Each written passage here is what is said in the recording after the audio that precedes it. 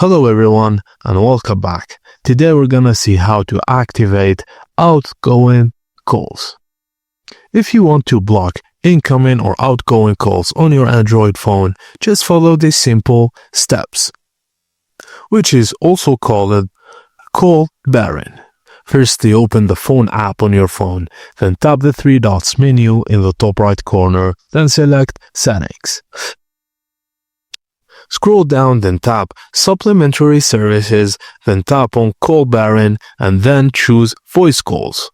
Select the type of the barring you want: all incoming calls, all outgoing calls, or international calls, and finally incoming while roaming.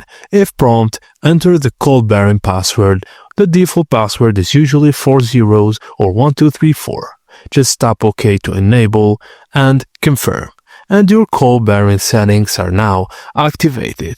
To deactivate them, just select the barring option you want to turn off and enter your password, then confirm the activation. Just note that if the default password doesn't work or if your phone doesn't have this option, contact your network provider for assistance.